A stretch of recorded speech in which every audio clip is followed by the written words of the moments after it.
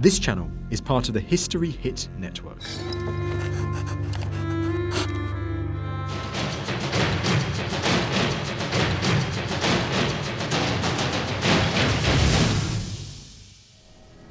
Fantastic view, isn't it? This is the Costa Blanca in Spain, holiday destination for hundreds of thousands of Brits every year. But it once looked very different. 900 years ago, this whole country was an Islamic state, and the towns down there would have looked like Cairo or Baghdad, a bit of North Africa in Europe. This is the town of Denia, just along the coast from Benidorm. Over the next 3 days, Time Team have been given the opportunity to dig up more of Denia's rich past, to find out just how exotic life really was here, compared with the cold and mud of medieval Britain.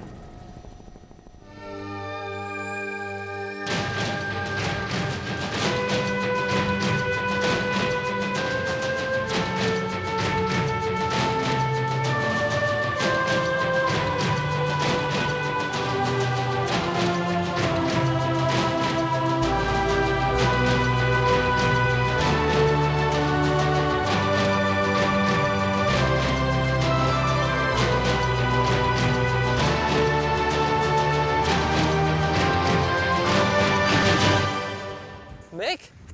What are you doing here? Why aren't you digging? I came down here to look at this great rock with a castle on the top, which is all that's left of this Islamic town that was down here. This is what, Arabs and other people from North Africa? Yeah, they're coming in about 711. There's a great Arab invasion that takes over the area, and then they're here till 1242 when the Christians kicked them out. 500 years? Yeah, so there's a lot of archaeology here, but it's all under this town. It's a bit like the sort of problem we have in England where, you know, you only see it when you redevelop bits of the town. You take a building down, you dig it before a new building goes up, and you have to put various plots together to make like a jigsaw out of it. So we're actually going to be digging an Islamic town? Yeah, but it's actually very relevant to us up in Britain, because in the 12th century in particular, the Arab world is much more advanced than we are, and the ideas are actually coming through ports like this, and they're flowing northwards, you know, to up our sort of area. What do you mean the ideas are flowing Well, in? things like mathematics, science, medicine, all that sort of stuff is much more advanced, and those ideas are filtering through to us. So where are we going to dig? Oh, well, I'll have to take you to it. Come over this way. During the Islamic occupation of Denia, the castle would have been known as the Al-Kathaba, and Spain itself was called Al-Andalus. Other Arabic words, of course, are more familiar to us. So Benidorm's, what, 30 miles up the road? Yeah, and that's another Arab settlement. The name actually comes from Benidorm. What's that mean? The son of Darhim. It's, you know, it's an Arab place name. Whereas Denia is actually derived from a Roman place name. There was a big Roman settlement here, and there was a temple to Diana, and the Roman name was Dianium. Denia may never become as built up as Benidorm, but currently there are lots of new building projects in development, and consequently a lot of rescue archaeology in progress. At this site, for instance, where we've been invited to help, Pepe Gisbert and his team of diggers have discovered substantial remains belonging to part of the walled Islamic town. Cool! That's good, isn't it? There's a lot of walls. There is. Is this all Islamic stuff?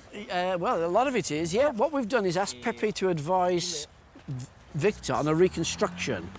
So Victor's drawn the wall. This is the big one right across the middle of the site there, you can see, coming up to a doorway, which is where the girls are digging, just down there, look. And then that's coming across to a big tower base, which is just down here. And this is a suburb, isn't it, Pepe? Yes. It's an important suburb. Really, the quarter of the population of Denia lives in this suburb. Yeah. All the craftsmen and tradesmen lives here. And how does this here fit into this drawing here? Oh, it's just here. This is the castle, the old Al-Kasaba. This is the Medina, the city center of the Islamic town, and this is the suburb that has a contact with the Medina by a bridge, because this is a natural channel of water. The suburb is just in front of the Islamic harbour. And what are these little things here? Well, this is the burial area here that they've been digging up, but we've brought Jackie McKinley with us to do some work on the bones there, because it should help you if we do some osteoarchaeology or some paleopathology, shouldn't Yes, it? yes, I think it's very interesting because with this we can see the age, the sex, and the diet that of these Muslim people that lives in the suburb of Denia. This is Pepe's best interpretation of the site so far, but details may change as the dig goes on. Essentially, this is the area where we're going to be working, with the main focus of our expertise being targeted at the cemetery inside the walls of the suburb. History Hit is like Netflix, just for history fans, with exclusive history documentaries covering some of the most famous people and events in history just for you. With familiar faces such as Dan Jones and Dr. Eleanor Yanega, we've got hundreds of documentaries covering the greatest figures and events of medieval history. We're committed to bringing history fans award-winning documentaries and podcasts that you cannot find anywhere else. Sign up now for a free trial, and Chronicle fans get 50% off their first 3 months. Just be sure to use the code Chronicle at checkout. Certainly an awful lot of them. Yeah, We've got absolutely. an awful lot of work to do Yeah. here. And they're all arranged really neatly, all facing in the same direction, most of them on their sides. But this one here has got really curiously flexed legs. Tight in. Why would that be? Well, I think it's probably still being shrouded because the upper part of the body is quite tight, although it's slumped over. But Right. what that does indicate is that it's gone in before rigor mortis has set in. OK, so we're Yeah, dealing which- Islamic Yeah, burial fits practice in with then, aren't we? Islamic burial practice Yeah. to bury a body within 24 Yeah. hours. Yeah. Until now, no osteoarchaeological work on the burials has been done, so even basic information about the age and gender of the people buried here will be new information for Pepe. At the moment, all we know is that they're all Muslims buried facing Mecca. Time to find out more about them. Well, is that finished? Yeah, it is. This is Denia, of course.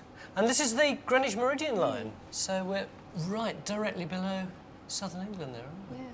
When we say that the Islamic invasion came from North Africa, whereabouts? I think you're right in saying Muslim invasion, because it was forces composed not only of Arabs but also Berbers and black Africans. And they swept round here, up through Gibraltar in 711. They actually crossed to Gibraltar? Yes, they did. They crossed over to what they call Jebel Tariq, meaning the mountain of Tariq, and then rapidly progressed, reaching Toledo in the same year, 711. And then across this whole zone that you can see here soon became Muslim Spain. And what's this here, the frontier zone? Well, this is a sort of indeterminate buffer zone that would have had mixed communities. And then up here you have a much more defined Christian area. But it would have changed over the centuries, that's an important point.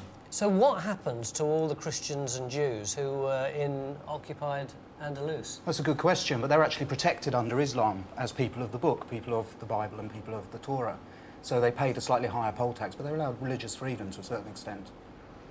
For us, this dig is a rare opportunity to find out about this extraordinary period of Islamic settlement in Europe. And in this area, where the burials extend outside the main site, Phil can't wait to start work. Phil. Hello, Jenny. We've got a fascinating little site here. I mean, it's quite complicated, Yeah. but I think with one or two quite strategically placed trenches, we can actually do a lot of good. What we've actually got here, you see where all these sticks are? Yeah. Those are actually the positions of graves. Our main cemetery is literally just the other side of that wall. Yeah. So really what we've got is a cemetery extending through that wall in quite nice lines straight across here. But what we've also got here is this cobbled, metalled surface, which is a road. Right. And that's coming along here. And associated with that, fronting onto it, we've got these buildings. You see quite small buildings, one there and another one there. And they run along here. You see, there's actually a burial actually inside one of the buildings. And what we don't know is whether people were actually living here with burials under the floor or whether the buildings were knocked down and the burials were put in subsequently. Yeah. Now, I think one way we may be able to resolve that, look at that. I was looking around here earlier on. Look. What is that? Well, it's a skull. Oh, right. And it's not got a stick with it. Ah, So, they've- I don't know, maybe they just didn't see it. But But it's in a crucial position. Yeah. An absolutely crucial position because it's within the road. Now, if we can actually resolve the relationship of this skeleton to the road, in other words, whether we can see whether the road's been dug away and the body put in, or whether in fact the metalling of the road surface goes on over it, then that would give us a relationship between these two things and, by inference, the relationship with the buildings. So Phil and Jenny have an important trench to dig, but they're going to need help to do it. Time to recruit some more diggers. I found Excellent. This is Patricia, Dominique. And I'll bet you speak very, very good English, don't you? Better than our Spanish, anyway. Well, I'm sure it is. Pepe's also keen to target our resources at another rescue site here, in what was the industrial part of the Islamic town. It's not the most glamorous of locations, but this scrap of land is in an area where Islamic pottery kilns have been discovered. We've agreed to do a geophys survey to detect any archaeology here which will otherwise be lost when building work goes ahead. Aha, that looks like we have got the geophysics results. Well, we have. We're still trying to make sense of it. Oh dear. I mean, we've surveyed from the edge of the building behind you. Right. Right up to the breaking slope there, but there's so much modern material. It looks a nightmare for you here. It is, and I mean, there's 3 areas we could go at. Right. Geophys have detected strong signals which could just be caused by modern debris. On the other hand, they could be kilns. Well, it's worth having a look. Okay, are you happy to go with that, Mick? Yes, but my problem is I haven't actually got a JCB on this site. Are you joking? No, it's really hard here. There's lots of rubble here, but I haven't got a JCB. It's not a site we can dig by hand, No. so we'll have to get a JCB. Well, we can't do anything now, so well, if you two go and get a drink, Nick, you speak Spanish. Yeah, can you help me get sure. hold of a JCB? I think we can get hold of a JCB without too much. I can cope with a drink as well. Drink, absolutely. What's the Spanish for yellow page? At the cemetery site, our strategy for digging the burials has been decided. In addition to recording and lifting some of the skeletons already excavated, Jackie has asked for 3 more graves to be dug at either end of the site to establish if there are any differences across the cemetery. Joining us in Spain is Mustafa Saeed, a Muslim born in Morocco. He's intrigued to see the burial ground of fellow North Africans who lived and died here in Denia at least 800 years ago. Apart from gender and age, I asked Jackie McKinley what else we might learn about them. Well, mostly what you're going to see is what we call chronic diseases, long-term diseases, the same kind of things that people suffer from now, you know, the things that give you backache and make your legs hurt and perhaps give you toothache, that kind of thing. The chances of seeing what people die of, which is the classic thing that people want to know, is probably quite minimal because most people in the past would have died of infectious diseases which are very fast-acting and a lot of the time don't have time to affect the bone.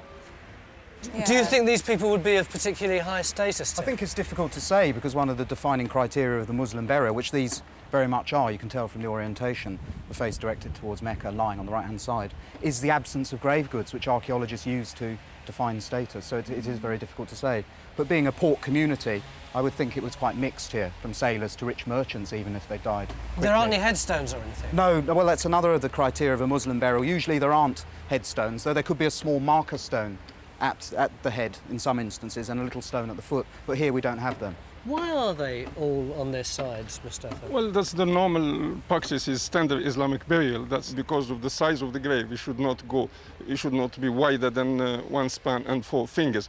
Therefore, you have to put the people on sidewards in the grave, usually on the right-hand side, with the right hand under the head.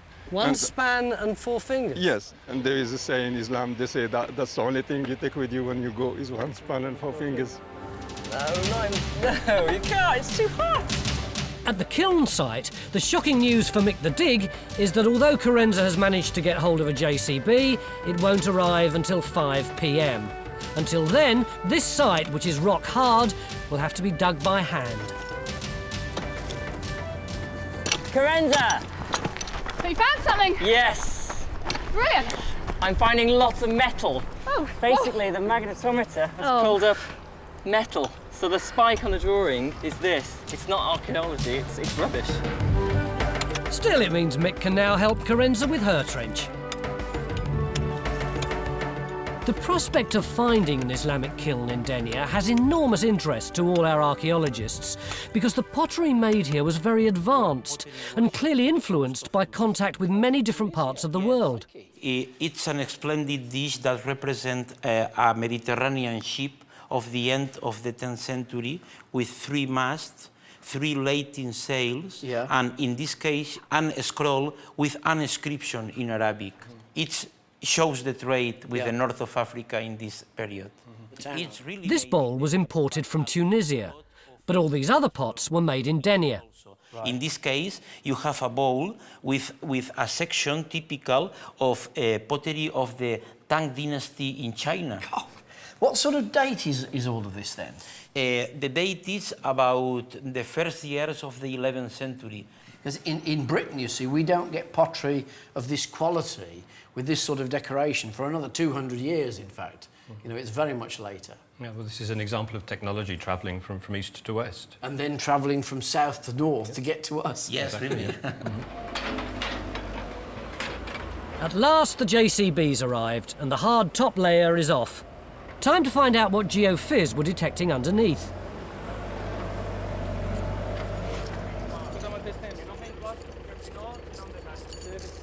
I think it's a service, yes, a drain or something, I think. That's what the geophysics is picking up. 2 geophys targets down, 1 to go. Arriba hasta el final, arriba hasta el final.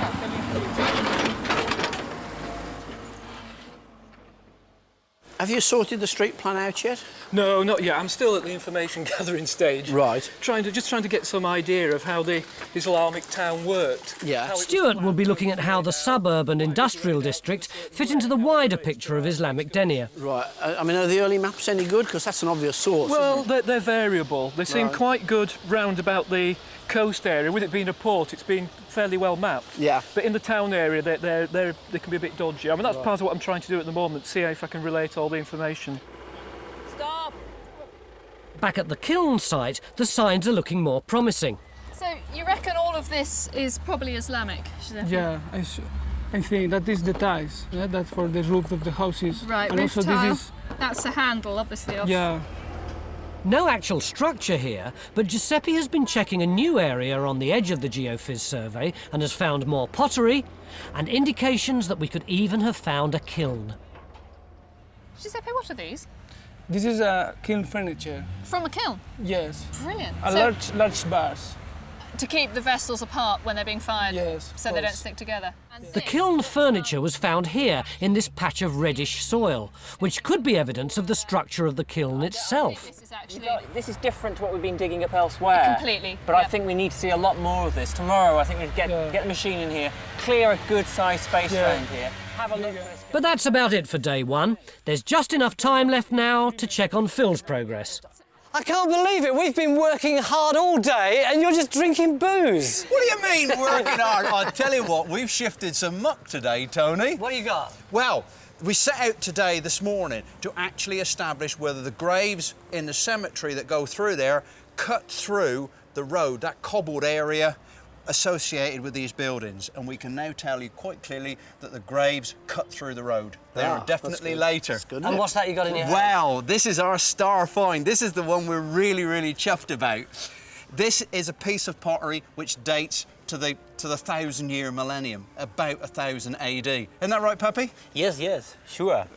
I think it's from a kiln of Denia, and it's a Palatine pottery used in the table of the kings of Denia in the beginning of the 11th century. It's a very, very nice find. So what do we reckon these foundations are here? Yes, I think it's a row of shops. In the end, we have found in this maritime suburb that just what we need, a row of shops for the craftsmen sell its products. So it looks as though we've not only got a Millennium Sherd, we've also got a Millennium shopping centre. Beginning of day 2 in Spain, and I'm now standing on the Greenwich Meridian line. How do I know this is the Greenwich Meridian line? Because there's this rather attractive monument here that says on it, Meridiano de Greenwich. And I've got Bernard with me with his GPS to confirm for me that this is the Greenwich Meridian line. Bernard, you're not going to tell me what I think you're going to tell me, are you? I reckon you're about 3.5 seconds west up there, Tony. I've walked down here about 100 yards, and I reckon this is where the meridian actually is. Thank you, Bernard. Beginning of day 2, and I'm about 100 yards away from the Greenwich Meridian line, which here, which is I suppose about 1,000 miles from Greenwich, passes through this big orange grove. And oranges, I'm reliably informed, were introduced into Spain by the Islamic settlers. Meanwhile, a short distance away at the cemetery inside the walled suburb of medieval Denia, the site is a hive of activity, with both British and Spanish members of the team enjoying the challenges of communication. Estaban las postillas ladeadas. Ah, pero están todos así, ¿no? No, no, no. When they've moved, when they look like they've moved, that's happened afterwards. Yeah, because the yeah, body's yeah. lied in the side, and then when it decomposes, sometimes it slumps forward or it slumps back. But they were all the same way to start with, all of them. ¿Cómo? Yeah. At the kiln site further inland, Pepe's arrived to see the evidence unearthed yesterday. I think you will not find yet any structure. Is a place for the extraction of the clay. Oh, I think it's an Islamic pit. So it's an Islamic clay pit where they were digging the clay from Yes. to use in the kilns. Denia is one of only 3 places in Europe where Islamic pottery can be found, as well as the kilns in which it was made. We've found some pinched clay bars used to separate the pots during firing, but have we found a kiln? It's clearly different to that. We think this is part of the structure of the kiln. Yes, it seems the shape of the kiln. But the problem is that in the workshop in Denia there are 2 types of kilns. Right. In one of the kilns, the bar form part of the build, of the structure of the kiln. So those funny bar-shaped things form part of the actual structure on one of the kilns. And in the other case, the bar is used only for separate the different pottery inside the kiln. As you no doubt appreciate by now, the potential for great archaeology here is tremendous. But because so much of Islamic Denia has been covered up by later development, looking for finds there can be pretty frustrating. Of course, the same isn't true under the ocean, which is why we're sending Phil down there. Good luck, buddy. To illustrate Denia's rich history as a trading port, Phil's been invited to see for himself just how much pottery from different ages can be collected from the seabed.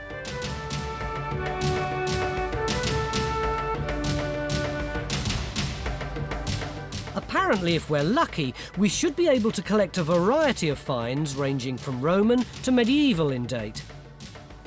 While Phil's busy here, I've promised to go and check on how things are going at his trench, where we're excavating down below one of the walls of the Millennium Shops. Hello. Are you in charge while Phil's away, then? I am trying to keep things moving along. What have we got? We're trying to understand the front wall of our shops, basically, and find out how far down it goes and what's going on the outside in the street compared to the inside. So I think we need a bit longer before we're sure what's going on, but we're getting there. The latest news from the main site next door is that Geophys have completed a survey in the area of the river channel outside the walled suburb. The old maps show a natural river channel, and then in the 18th century there was a canal put through as well, so there should be a lot of disturbance associated with that. And there's some evidence for a bridge here? Well, the only evidence that Pepe has actually shown is he interprets 2 walls coming off that 1811 map. That would help us a lot then with interpreting what's going on in this part of the town. Yeah, this would be a bridge between this walled suburb and the main town over there. So we've done the geophysics. Oh, look at that. Wonderful. It's just possible these relate to the later buildings, the walls, but what's particular interest is whether that could be a pier base supporting a bridge. If we dig a hole, we should find that out, shan't we? Can you fix that for us so we can get on with it then? I think we can find it. Carenza, meanwhile, has taken a break from working at the kiln site to get involved in what should be one of the most enjoyable challenges of the day, to try and recreate some of the food that would have been eaten here in Denia 900 years ago. Hi there, sorry I'm a bit late. It's okay, don't worry. So, is this what you're going to cook from? Yes, this is the book we are going to cook from. It's an interesting book, actually. It dates to the 13th century, but actually... 13th century? Yes. And they had a cookery book in the 13th century? It is what has amazed me as well. You can be even more precise in the date. 1012 is when it was originally compiled. 1012? 1012. Where does it come from? I mean, who wrote it? This is the Mrs. Beeton of the 10th century, is it? The anonymous medieval cookbook was published in 1966 in Arabic, Spanish and French. We've managed to get hold of the Spanish translation. Have we chosen some recipes to cook? Yes, the recipe we're going to reproduce is a plato de ciruelas. That is a lamb dish with prunes. Lamb with prunes? That yes. sounds lovely. Yeah. Yes. Many of the recipes in our Islamic cookery book use ingredients that were actually brought to Spain from North Africa. The local market's full of them. All the citrus fruits, mangoes, apricots, olives, artichokes, spinach, and many of the spices like saffron, cinnamon, coriander, all introduced into Spain by the Muslim settlers. This is something we take for granted, the carrot, but this actually came from Afghanistan. Yes, joking, really? No, indeed. And down there, of course, we've got the aubergine or and here eggplant. we've got the figs as well. Which, That was brought in as well? Yes, yeah, something again that we take for granted now in the UK or here in Spain, and were introduced by the Muslims, and they would have grown in the conditions around here, especially suited to salty water, for example. Oh, right. Yeah. Because it had the only natural harbour for miles around, Denia was always a busy and important port. And now hopefully Phil's got the evidence to prove it. Phil, I'm so jealous. What a lot of stuff you got. I don't reckon that's bad for half an hour's work, is it, really? Did he do well, Pepe? Yes, I think it has been a good catch. What has he got? Well, we have all these pieces of the Roman period. You have a rim of Antipolitanian amphora for oil. An amphora, yeah? Yes. The rim of a Roman amphora from the 3rd century. But what about the Islamic period? You have this beautiful neck of 2 bottles from the kilns of Denia, pottery workshops of Denia of 10th century and 12th century. We've got pots from Italy in the 17th century. That's the marbled ware. Yes, it's really marble. I really do. English ginger beer bottles from the 19th century. All evidence of Denia's rich history as a trading port. But it's the Islamic pottery that we're most interested in. This 12th century tin-glazed bottle, for instance, the product of technology that only reached Britain 500 years later.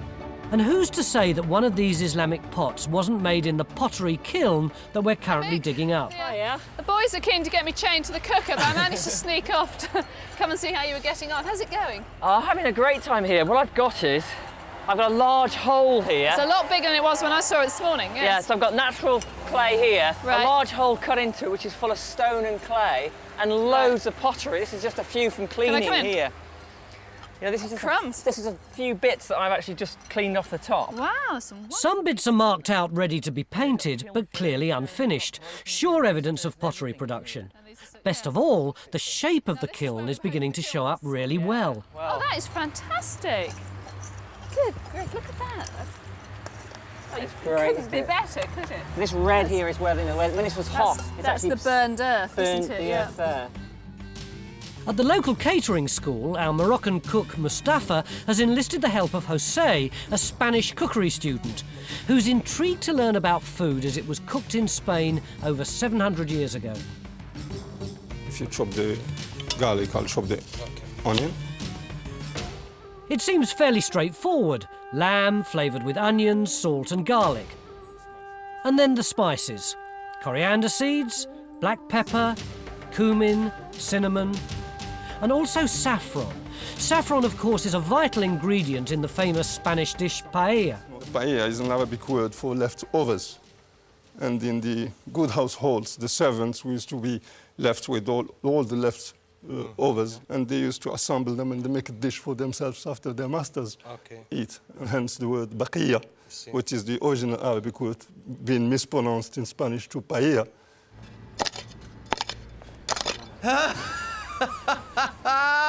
One word. One word. As GeoFizz have finished all their survey work, they've been persuaded somehow to investigate their own results and are looking for evidence of a bridge pier. But you're not digging. No, we're playing on the beach. Mick at the moment's checking on our progress with the burials inside the suburb. And in this grave, it appears we have 2 burials, where the skull and arm of one skeleton seem to be under the legs of another. Looking at that, certainly that one looks to be overlaying that one, doesn't it? Yeah. I mean, it's directly on the crushed top. it slightly. But the fact that it would appear that the bone underneath is still probably more or less in position suggests they've reused the same grave for a second burial. Right, rather than put them in at the same time. Yeah, I know that Mustafa was saying that isn't common practice now. That wouldn't be allowed unless there were exceptional circumstances. But this is a long time ago. This is 900 years ago. Yeah, I think things may well have been perhaps not quite as rigid, or there may have been slight regional variations or something in the past. This one has got hand up under the chin, isn't it, on this side? That's the classic that Mustafa was talking about, having one hand up underneath the head. The child was buried first, and then the teenager at a later date. Maybe they were related, or perhaps buried so close because of lack of space. The pottery we found in the burials examined so far suggests that all these people died during the last 100 years of Islamic occupation, before the Christians recaptured Denia in 1242. This was a time when Denia was really flourishing as a port, when it had become what is known as a taifa. I've heard this term taifa, Alan, and I understand Denia was one, but I don't know what they are. Well, the taifa is the name given to both the king and to the state, which turned into a kingdom. And these states and kings developed when Cordoba fell between the years 1010, 1013. And nobles from the Cordoban regime moved out to pre-existing towns and settled there and set up kingdoms there. And so who was the first king of Denia then? The first king of Denia was a chap called Mujahid, and he was quite a character because he couldn't expand his kingdom landwards because all of these other kingdoms surrounding him. So he went on as far as Ibiza. And it was then from Ibiza in the year 1015 that he went as far as to conquer Sardinia. Cool. And was that the end of his ambitions then? Well, he would have liked to have gone further. In fact, there's an Italian legend which says that he sent the Pope a sack of chestnuts to show that there were lots of Muslims ready to give their lives to conquer Christendom. And the story goes that the Pope sent back a sack of millet to say that there were indeed even more Christians prepared to lose their lives defending Christendom from the Muslim. Great, I like it. As you can see, the colours now of the saffron and so on are getting released. Do you think this is similar to the Islamic way of cooking in the 12th century in a terracotta vessel with the fire inside another terracotta vessel? Yes, I think this is very, very much authentic for the period. The reason being is the terracotta distributes the heat throughout. So you get an even cooking all the way, and also the amount of fire you require with the woods you require for the fire is very small. Have you got the cooking times in your Islamic Mrs. Beaton? No, in my Islamic Mrs. Beaton she lets me guess. The prunes will be added once the lamb's cooked. But now, using another recipe in our ancient Islamic cookbook, it's time to prepare a pudding. We're making a date pie, a dish that everyone would have been able to afford in medieval Denia. Are you getting the knack of the dates now, Jose? I'm getting what? Are you getting used to doing the dates? The knack, it means a way of doing it. Si. Then more you do, then easy is... That's the knack, yes. Once the main dish with meatballs is cooked, the date pie is baked under an earthenware lid, which goes on top of our improvised hearth.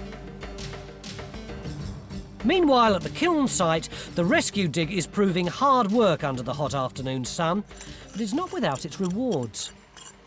It's a glazed ware. Glazed ware, that's beautiful, isn't it? Yeah, of course. How old is that? I don't know exactly, but I suppose that is not very old. It's maybe 12th century. That's pretty old. Yeah. That is pretty old. Yeah. Well, in fact, according to Pepe, this is an 11th century tin glazed jug, and typical of the fine pottery being made in Denia at the time. But now we've reached the end of day 2, and it's time to taste some exotic Islamic food. Not only our 13th century recipes, but also several other North African dishes prepared by Benito, a local restaurateur. A splendid pumpkin pudding, artichokes stuffed with aubergine and lamb, and a stew made with lentils, asparagus and garlic. Benito's keen to restore North African cuisine back on the Spanish menu. What does he think to our Islamic dish? That's quite good. Oh, quite good. Maybe he doesn't like prunes. Here comes the date pie. That smells delicious, that does. It certainly seems to be a hit with Jose. But is Mustafa happy with his 13th century style dish of lamb with prunes? The flavours, the saffron, the combination of the spices is stunning. I just wished I lived in this country. I mean, the food is, wow, it's excellent. It's the end of day 2. Tomorrow we're going to try and pull together all the different bits of the jigsaw, the road, the bridge, the buildings, the pottery, the skeletons, to see if we can create a picture for Pepe of what life was like in Denia in the 11th century. Day 3 and the start of our final day here in Denia. Our last chance to make a big contribution to sorting out the archaeology of the Islamic town that stood here 900 years ago. Jenny, how are we getting along with our Millennium Shopping Centre? Not bad. I'm sort of standing in the start of it, really. Yeah. I've got the layer of sand that was the beach that was here before the shopping centre was built. So that's right down the bottom of the trench? Yeah, right down here. And we've got lots of pottery out of it, some Roman, some Islamic, that's just sort of rolling around on the beach before there's anything here. Oh, yeah, this looks really like the kind of stuff that we were getting out of the sea yesterday, doesn't Yeah, it? big Roman amphora.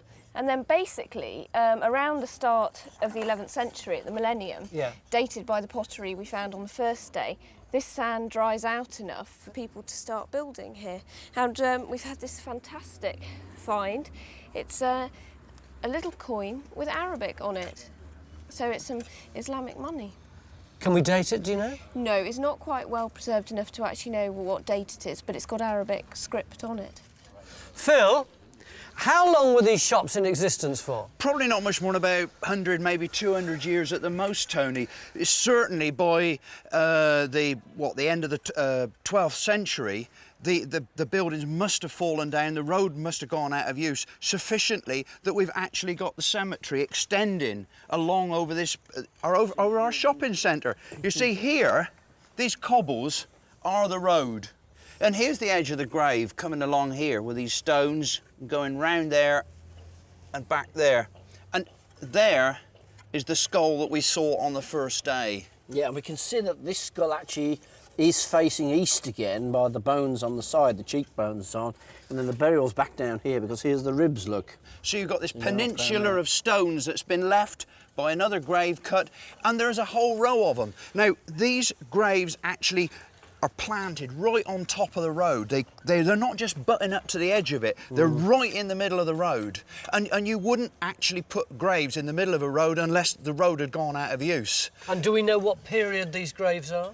Well, they must be exactly the same as the main cemetery. So they must be certainly into the 1200s, maybe, yes, up to the middle of the 1242, the whole thing's gone out of use when the Christians take over. So is that the end of the story of this site? Almost. I mean, as soon as the cemetery goes out of use, we've got agriculture. We've got a big plough soil, and that takes us right up to the modern day and modern Denia. Mick, what's been going on here? I thought we were going to crack on and get a big section through there and get all pottery out and get into the kiln. You don't seem to have done very much at all since We've done a vast amount here. We're actually trying to excavate this small kiln here. It is really difficult to dig this. The soil here is really baked hard. Yesterday, the sun was so bright you physically can't see the colours very well. So as you're digging, you're constantly having to check what you're pulling out. It's a hard life as a digger, but Mick's right. We're going to need extra people here today if we're going to fully understand this pottery kiln and the area around it. We haven't worked out yet what part of the kiln we're digging, but this is Victor's sketch of one type of Islamic kiln. But we found a lot of those bars, and I don't think I'd really got clear how they were being used. There's nice things that's set in there. And it's nice to have the figures there. I mean, that gives a real feel of scale. Scale of it, yes. Though that said, I mean, the feature we're in at the moment is only about that big. So That's right, I mean... Mick reckons it's the firebox, but even so, I would have said it was probably a bit smaller. At the main site, Phil's now working on what Pepe thinks is a gateway into the walled suburb. The bones from the burials are being washed ready for examination back at the incident room, while Mustafa is baking bread North African style. This is by way of a demonstration, as several Islamic bread ovens have been unearthed on this site. Yeah! Bit hot there. Yes, please do. Phil, you're watching how a trench really should be dug, are you? Well, I mean, I'm trying to learn a thing or two off these two, but I ain't learning much at the minute. This is mad. Look at this. What have you got for us? Well, this is our anomaly. Really compact stone, possibly in a circle. We've just got one quadrant of it here. But 11th century pot coming out. Look at this. That's good stuff, isn't it, eh? And that is right off the top too. Yeah, You're not actually into absolutely. it, that's just lying around on the top. Get digging. Have a bit of Mustafa's. Oh, it's all right. Keep us going. Get water as well. Meanwhile, inside the walls of the suburb, we've reached the stage where we're ready to talk about our study of the burial area.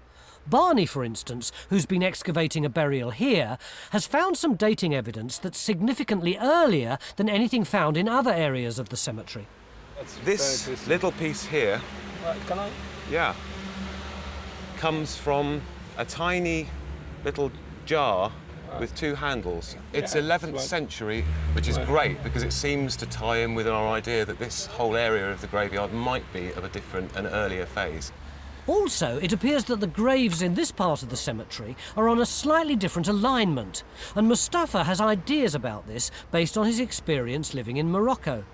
The likely explanation is that the two cemeteries were run by two different attendants, meaning the grave diggers, and who were measuring with slightly different equipment. So one will have this kind, because you see, if you can see the alignment, you don't have very much of difference. It's just the fact that two different people were looking after the cemetery at different times. At different times. And so that would then allow us to have our two phases within that late Islamic period.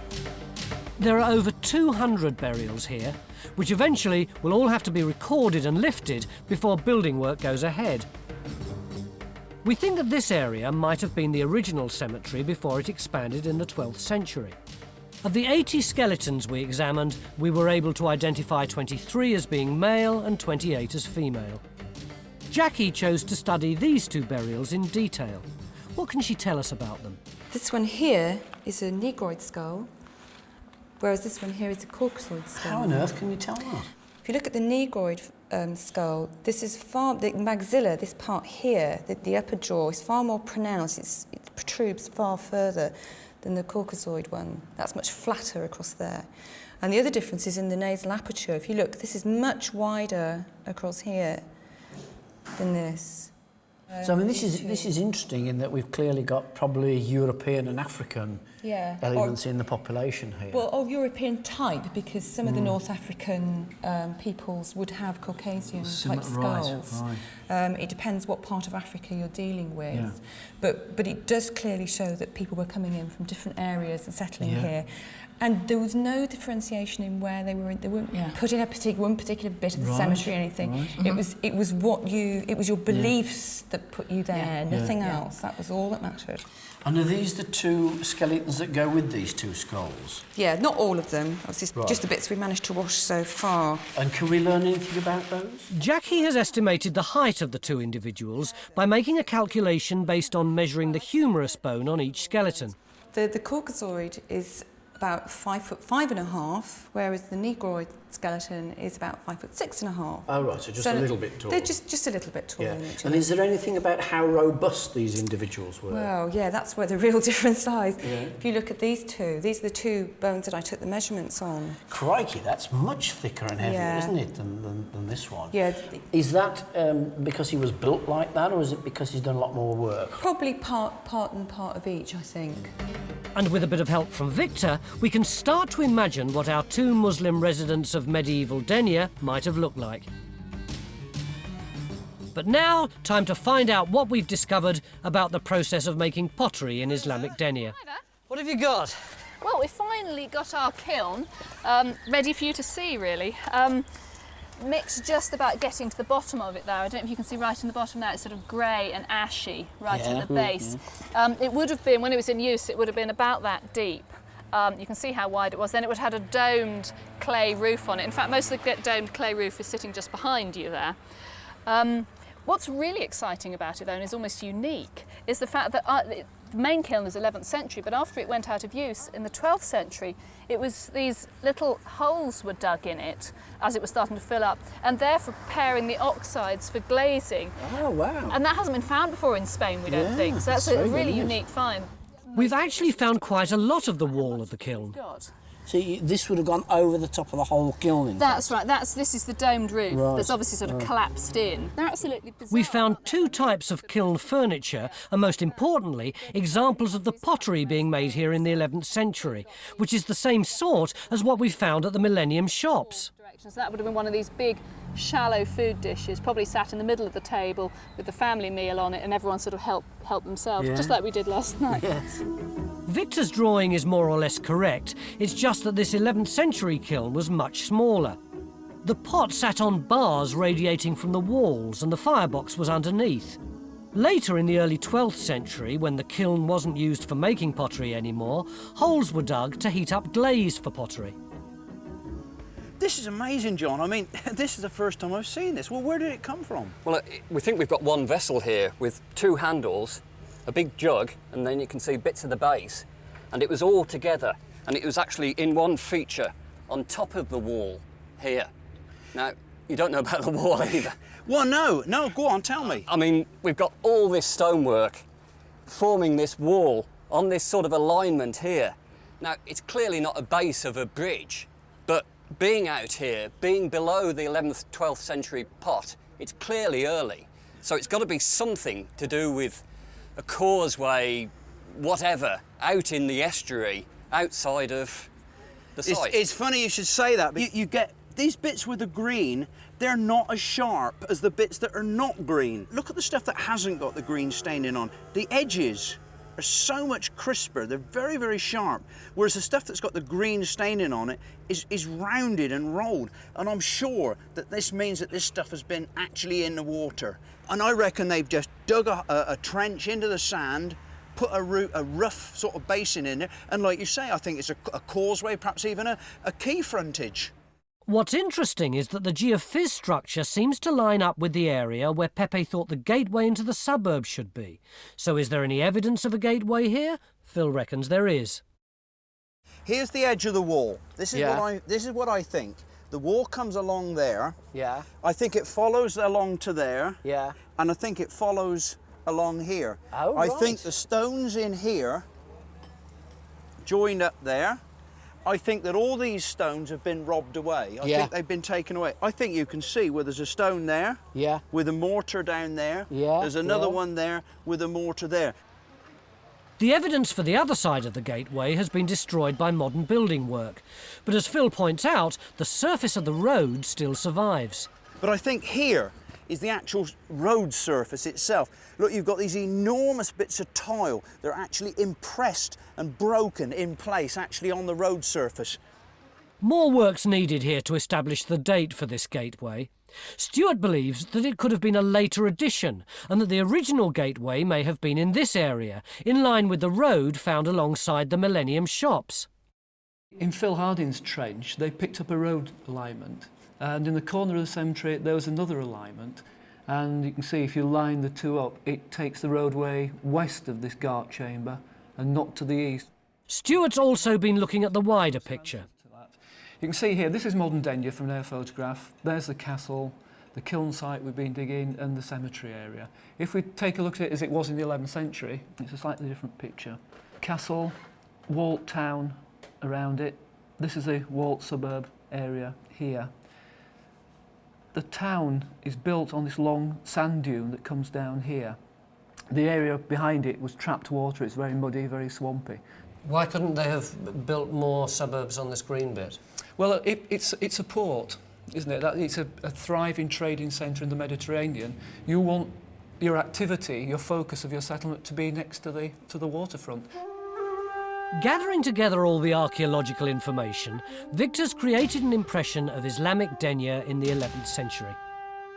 With the Medina, the old town with its mosques, bathhouses and markets, in the shadow of the Al-Kathaba, the castle.